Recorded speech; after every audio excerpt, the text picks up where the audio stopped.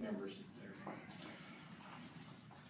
Mr. Chairman, I Get it. get up at 11 o'clock, and I'm not rushing. Okay. Ms. Smith, Tori Smith.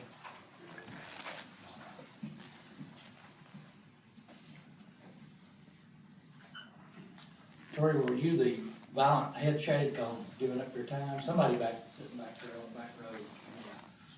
I did not want to give up my time, no. Okay, take advantage of it. You got a minute and a half. Hi, thank you for allowing me to speak here before you today. I'm a woman and I'm a resident of Alabama. I am on birth control. As many of you know, birth control is not always 100% effective. Thankfully, if my birth control fails, and I do not want to continue with a pregnancy, I have safe centers here in Alabama. The West Alabama Women's Center has an extraordinarily good track record. And were I to seek an abortion, I would want somebody who has performed one before. Many of the cars that were mentioned from being from Mississippi is because they have one facility and it's in Jackson. So it's just logistics. You'll go to the closest center. If I am not able to receive an abortion at a doctor's office, if that right is taken away from me, if these reproductive health centers are closed, I will go to my closet and I will give myself an abortion. And it will be unsafe. And I may have complications. But you cannot force a woman who does not want to be pregnant to continue a pregnancy. I'm a member of a group called I Will. And we will have control of our reproductive rights. Whether you choose to allow us to continue to have safe control, that's up to you. But we will not be forced to continue pregnancies. Thank you.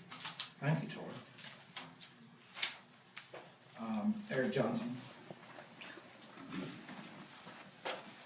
Thank you, Mr. Chairman, member of the committee. I'm Eric Johnson, the chairman of the Alabama Pro-Life Coalition. I participated in the drafting of this bill.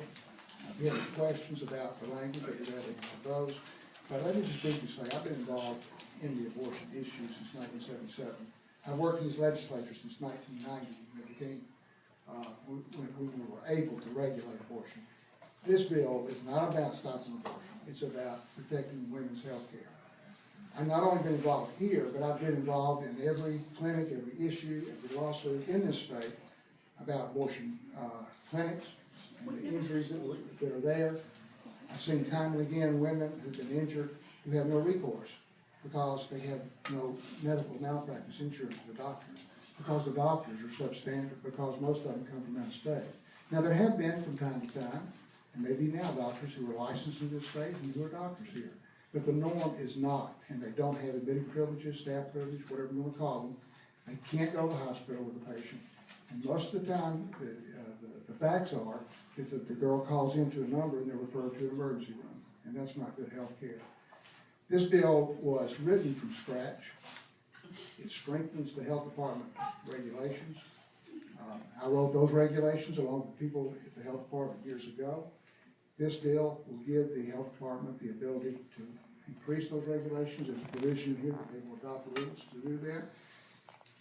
This bill is a combination of things from other states, but we targeted the necessary things. This bill is not meant to be extreme. It's not meant to close down clinics. What it's meant to do is say, the doctor you go to is like the doctor you want your wife or your daughter or a family member to go to. That they'll get a good standard of care. Doctors have a standard of care in the state. There's a whole bunch of laws about that. There's a lot of lawsuits about that. Abortion clinics don't have that standard because they're alien to the medical profession in many, many ways. The requirements of the bill are not draconian. There's not an anesthesiologist requirement in it. There's a moderate sedation requirement. And the architectural things that will be talked about have to do with fire codes. Halls big enough to get through, doors big enough to get out, doors that will withstand fire, carpet things. Those are fire codes. We need buildings that are built to be safe. The clinic in Birmingham that was closed last year, they had to come out the back door with three wheelchair apparatuses to get the girls out of the building because it was not a proper facility for abortion. In conclusion, this bill is constitutional. It does not burden the woman's right to choose. It does not violate the case standards set by the U.S. Supreme Court. It is a very normal regulatory bill to bring the standard of health care up to women. Thank you, Mr. Johnson. Representative Knight.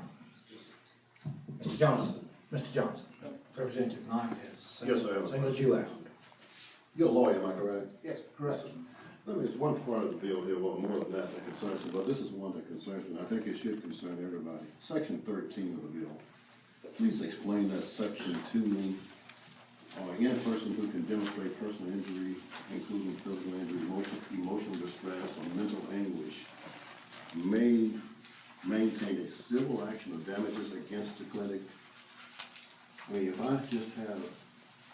had an abortion that you would consider legal, and I have some emotional distress, I have a civil action against?